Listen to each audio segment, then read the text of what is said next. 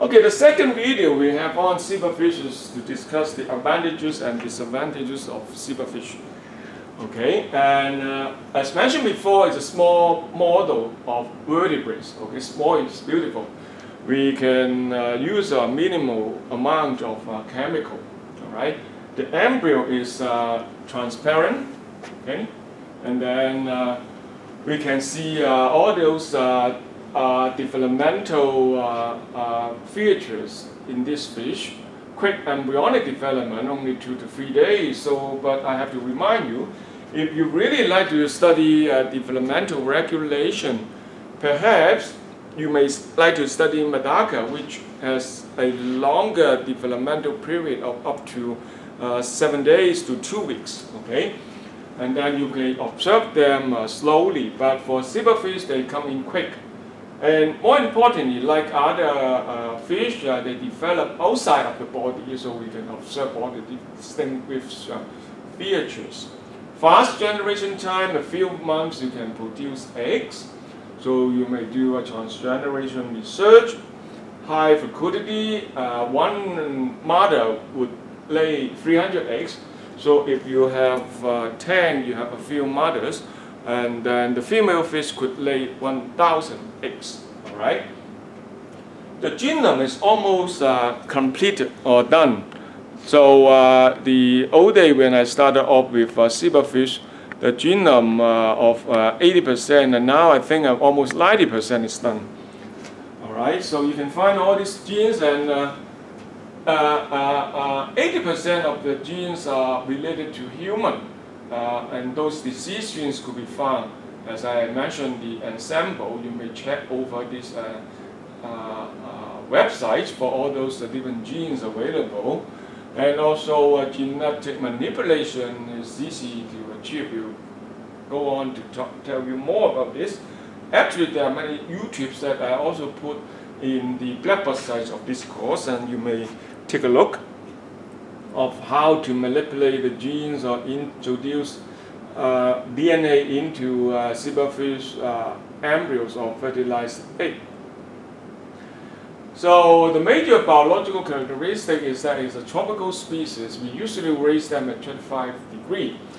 And then also with long day length. A long day means 18 hours of light and 6 hours of dark, of this light-dark cycle. And then because they came from running river, so the water that we provide have to be, running water. But if you don't change the water, and then the fish would like to swim. So they are very active fish, okay? They are omnivores. You may feed them almost anything, but we usually feed them paramecium or brine shrimp, not PI, or you may call it brine shrimp egg. And they, for the small one like this one, high temperature 28 degrees with nutritive diet, you may induce them to spawn. If you put male and female together, okay, so after overnight courtship, and then early morning you turn on the light, all right, automatically. Of course, we set the light-dark cycle. Within half an hour, they spawn, and then sperm will fertilize the egg. You can see within 1 hour. You can see cell division. From one egg here, the cell would be divided into 2 and then a few more, and then the blastocysts form. And then within 1 day, you can see the notochord or the vertebrae forming here. This is the egg yolk. And then in 2 to 3 days, you can see different pigmentation and the eyes and also the heart. All right, so rapid development from 2 hours to start, and then the generation time is 3 months, and then around 3 months you can get adults, and then every day they give you eggs. All right, so the embryogenesis takes time for 3 to 4 days to hatch, and then after hatch you may start to do different experiments. The egg yolk to reabsorb within 7 days, and then when the egg yolk reabsorb, you have to feed them with food. And of course, I usually buy online some other artificial food. Otherwise, you may use uh, uh, uh, boiled eggs and then grind them up, but that would make water very dirty. So I could buy artificial dye with a formula combining plant and animal materials to feed the fish, and they grow easily. So with that, why is it a good model? Because it shows all the characteristics of a chordate. You can see the notochord here. You can see muscle segments. You can see the tail, and then you can see the digestive system from the mouth down into the anus with the stomach and also the intestine. You can also find the ectodermal cells with clear brain structure. You may study them, all right, because it's on suspension feeding. So you provide different materials and then they would feed on it, and then you can see all the distinctive features of a chordates, all right? And that's the advantage. For example, because the embryo is transparent, we can study transcript or using this antisense RNA hybridization with alkaline phosphatase enhancing the signal. You can study gene expression here. And also a protein, we may have antibody, and then because you may raise them in water, fix them, and then add the antibody, and also add the secondary antibody, and also again add alkaline phosphatase or other different immunohistochem method. So hallmark in situ hybridization is possible, all right? So in this case, you may study different gene expression, protein or RNA. Another example from my own lab, we studied the induction of these two compounds known as PDE99 and 47. And they are polybrominated diphenyl ethers from the electronic waste or e-waste. Okay, we may use the larvae to study like using antisense probe. Sense probe as a control because RNA has one sense probe. So sense probe cannot hybridize to the mRNA. You have to use antisense probe. As you can see, we can identify CYP18, which is an enzyme known as cytochrome P451. And then you can see these are the backgrounds. And basically from this data, 47 could not be overexposed, but could not induce CYP18, whereas 99 could induce CYP18 and mainly in the liver, starting very early in life stages during the development. Okay, and then yeah, the head is huge enough so that you can study the brain. Underneath is the hypothalamus, 腦下丘, and also the pituitary gland. Also courtesy, this time is from Professor Goh. He was in our school, now moved to Macau University. And then you can see the pituitary gland, all those different cell types, you can identify them. And then you can study that the structure of pituitary gland is similar to other vertebrates or human beings. Same thing is true for the reproductive tract or reproductive system. The female fish, if you dissect it out, are ovaries, and then the male, we can find the testes, and this is the liver, and then you can see the female and male characteristics. Externally, you can see this is a more yellowish and more elongated body. And this one, the female fish has more round body, all right, and then the belly would produce a lot of eggs. So all in all, the techniques that we could use to study in zebrafish, including like a forward mutation that will mutate a gene by doing chemical mutagenesis or insertional mutagenesis, okay, up there. And also we may do backward mutation, that is to knock down the gene by using zinc finger nuclease or gene knockdown by antisense RNA and morpholino gene knockdown. I will go into the details in the coming slides. Because they are small, and then we may apply drug in chemicals in water So you may, as you can see here, do a drug screening. Alright, so drug screening could be done easily. And then there are different homologs of human disease gene, including hematological, cardiovascular, or even cancer, oncogenes, muscle disorder, and also neurological disorder. So we'll have to talk about that in next week in the other videos. Okay. For vertebrate development, we may study heart development, endoderm development, motor neuron development, and craniofacial development. Craniofacial means the head and then the face, and then from the operculum, zygoid, all the way, all the development of the mouth and so on. All right, and that could be done in zebrafish.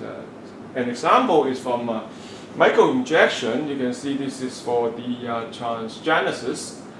This is the fertilized egg. You may punch in with a needle. So there's a needle elongated or pull out, and then you may inject, and then the DNA is added with a dye. All right. In this case, you may inject GFP protein expressed to establish and to study, like in this case, study where the genes are expressed in, like it is in the tail. All right, so you may use this technique to study the regulatory elements or sequence in a gene. You may study this functional complementation of mutants. You mutate it, and then you compensate with functional genes. You may, of course, do overexpression or suppression of target genes. That's what we call backward mutation or reverse mutation, reverse genetics, and generating animal models for human diseases. So these are the advantages of using zebrafish. Instead of testing chemicals, we may test drugs or pharmaceuticals. Okay, we may even use this to test for food testing to improve the characteristic or strengths of fish. You would imagine that because it represents the carp species, like many other fish species, they could be used as food. Okay, also for food production. So the transgenic fish that could be made is like this. You inject the DNA here. This is the one cell stage, and then before cell division. And then after cell division, the injected gene would be, or injected RNA already mixed with a red dye would be visualized. Okay, and then if the transgenic has been done successfully, you may trace all those different features, like you see the melanocyte, muscle, notochord, otolith, this is the ear stone, and then the eye, the heart, the jaw, and then the yolk extension. This is the egg yolk. When turning into adult, you can trace all this bone development. On the red one is actually tactic protein expressed in the blood vessels. You can see this from the blood vessels going into different parts of the body. You can see how beautiful that they are when we study adult organ morphology and trace developmental regulation of genes. Another example is here. You may use it to study chemicals. The chemicals that we are studying is this chemical known as tamoxifen. It's actually an anti-cancer drug or an estrogenic compound involving two genes. So one gene is this one, GFP. GFP is driven by the upstream activating sequences, UAS. UAS is controlled by GAL4 with this VP. So GAL4 with VP16 is oncoprotein. Is under the regulation by this 4-hydroxyltamoxifen in the regulatory element. And these gene cons are also linked to this MY17 expressing ECFP. So without the chemicals, you can see ECFP here. That with the control is the ethanol control. After you add 4-OHT, 4-hydroxyltamoxifen, taken from this recent paper. And you can see that the GFP expression resulted from induction of del-4 VP16. This would bind to the 5' upstream activating sequence, or UAS, leading to the expression of GFP. All right, and so easy to trace and study gene expression or control. And these results could be quantifiable. Quantifiable means I can see the dose-response relationship, 0.5 micromole, 1 to 2 micromole of the different concentration of 5-OHT. You can see consistently a linear relationship of this fluorescent signal coming out. Of course, I would say sometimes it's difficult to do the quantification, but at least you can see this is the control, and the background is clear. And then if higher concentrations of OHT, the higher level expression of GFP. So the advantages, of course, is from the micro-injection that could be used in zebrafish. What you can do is to prepare glass slide, polypene, and then stack up them one by one, and then you put air groups in, and then you flip over, and then that's how you flip over. You can see the air groups with these different lines here. You can put these eggs, because every day you may obtain a few hundreds of eggs, and then from the fertilized egg, sometimes we could not wait for fertilization and just lay them down one by one over this different trench. And then on a petri dish, you may use some needle to punch in and then to inject. All right. So this is the step of a slide with the air growth, and then you remove the glass slide. You have the air growth here, and then you can put the egg into different orientation. Then you may even do the injection. Some people even use an enzyme known as pronase to remove the chorion to facilitate better injections. Okay, so you may watch other videos for the details of how this could be done. But what I'm trying to show you is that right now this is a routine business, that you may inject DNA and complete all those experiments. And so these are the real advantages that we have discussed. The disadvantages of the following 3 slides, we have to talk about the disadvantages. Number 1, genetic redundancy. All right, in zebrafish genome, because of the tetraploidization with 4 sets of chromosomes, we usually have 1 gene, and then you will find 2 copies, an extra copy. Like sarcoma, we have 1A and 1A1 and 1A2. All right, and then we call it genetic redundancy in the zebrafish genome.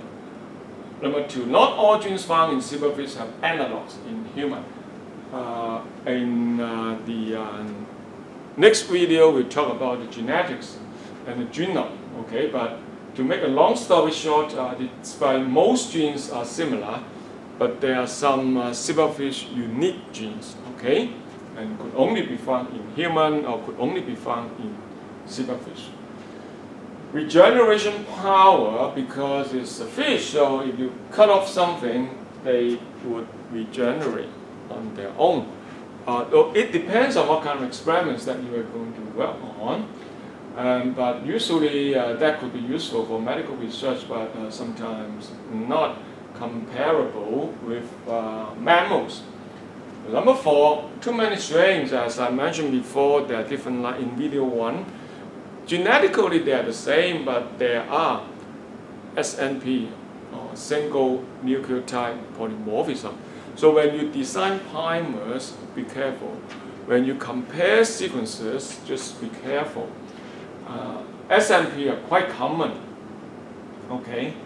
Number 5, only 2 to 3 cell lines are available. Okay. These are cell lines including 1 ZFL or liver cell line, liver cell line. And then another one is a caudal-thin fibroblast cell from SJD. They just call it SJD. I find this SJD quite difficult to grow because it's a caudal-thin. So when doing experiments, you have to add a lot of growth factors. And they grow terribly slow because it's at 28 degrees. Okay, unlike those mammalian cells at 37 degrees, they grow slowly. But sometimes slow could be good. But in this case, we still have this liver cell line because we study toxicology. And liver is a major organ to produce enzymes for detoxification. So, yeah, this is the major limitation, only 2 free cell lines. For mammals, there are so many different cell lines available, you know, brain cell, kidney cell, intestinal cells, you know, muscle cells. And so, yeah, in zebrafish, we only have ZFL. Embryonic stem cells is difficult to get. I haven't seen many successful stories on obtaining embryonic stem cell from zebrafish. Okay, some scientists did that in other carp species, but not in zebrafish. So if you want to do more gene knockdown, or keeping all these different lines, or do embryo cloning, that would be difficult. All right. So these are the disadvantages. I cite you more example. The next slide goes to this recent paper studying baseline mRNA expression levels. Okay, baseline mRNA expression, and they compare like a male fish and female fish, and then they compare free strings. You can see a different color, induced or depressed, from comparing AB strain from the US, TU from Germany or from Europe, and also the Indian strain WIK. You can see some huge differences among these 3 strains. So you have to know exactly what you are working on, and with relevant controls, negative controls.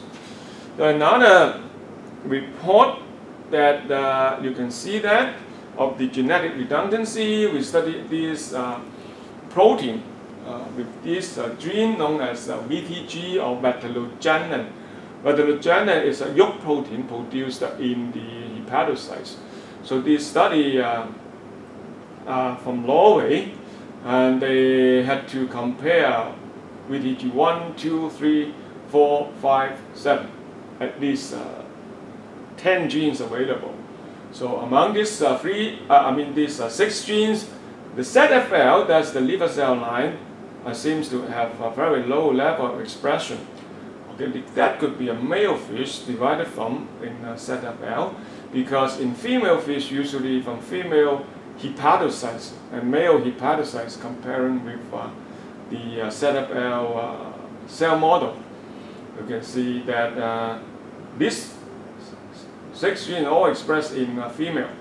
So if you do an experiment, then you have to study all 6 of them, or sometimes we mainly study VTG3. All right.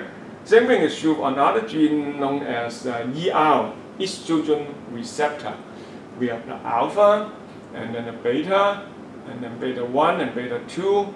Very high level of alpha in female, and then high level in male with beta 1 and beta 2. Okay, and these were done in the zebrafish from TU strain. All right, so we have to understand or appreciate that multiple genes, they have different backgrounds. I'm just showing you these few genes, but in this paper they report the background levels of many different genes, and that when you do an experiment, you have to do it right, you have to have relevant control. In conclusion, I think zebrafish is still a very trustworthy model. The genome sequence is known, easy to handle in lab, and expensive. You can do developmental studies and genetic manipulation, doing microinjections, and you must have relevant controls anyway, positive and negative control. And also we have a good and friendly and reliable scientific community to work together.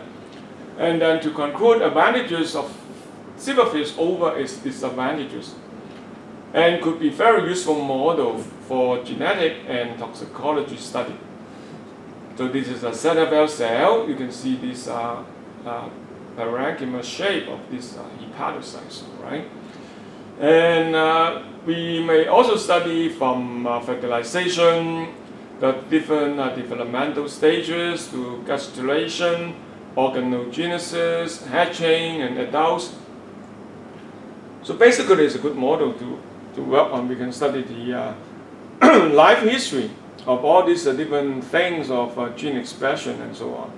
So with that, stop here of the second video. And then the third one, we focus on zebrafish genome and also the genetic studies in zebrafish. Bye-bye.